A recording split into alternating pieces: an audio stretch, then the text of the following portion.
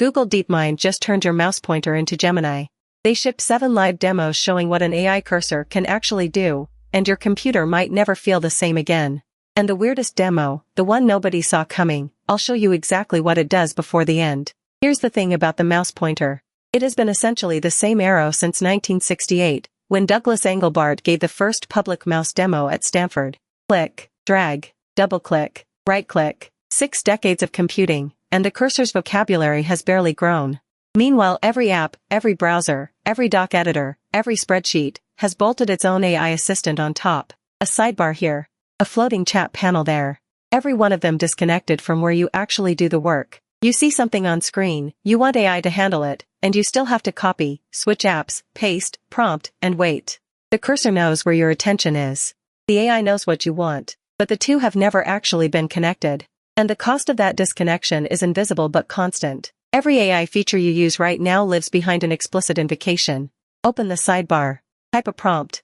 Describe the thing you're looking at. 3 or 4 steps between intent and result. Across a workday, that's thousands of context switches, your brain leaving the task to coordinate with the AI, then coming back. What if the pointer itself just knew what you were pointing at? What if this and that became unambiguous because the cursor was the reference?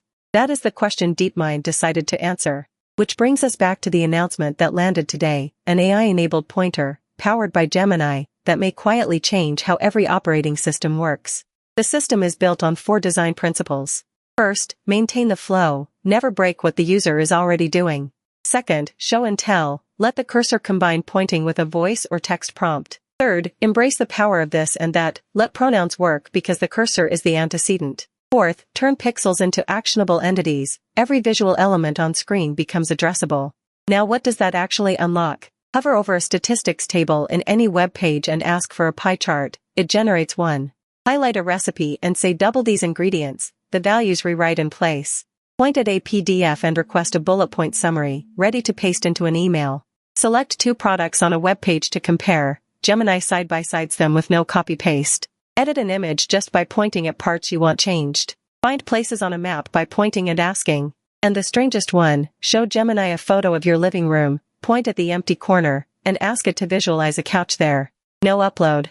No separate app. The cursor knows what that empty corner means. 2 of those demos are already live in Google AI Studio, image editing and the map search, and you can try them today. A deeper integration called Magic Pointer is rolling out inside Chrome. And the third front is Googlebook, Google's new line of Gemini-powered laptops, where the pointer becomes the primary input, not just a positional indicator. Google Labs is also testing a project called Disco that builds on the same idea. If this lands, the implications are bigger than any single feature. Microsoft will need to answer with a Copilot cursor in Windows. Apple will need an answer in macOS. Every operating system that defined itself by click and drag now has to decide, is the next default input pointing and speaking? So here's the real question worth sitting with. If artificial intelligence becomes the cursor itself, what's the next piece of the interface that disappears into the pointer? Bookmarks? Browser tabs?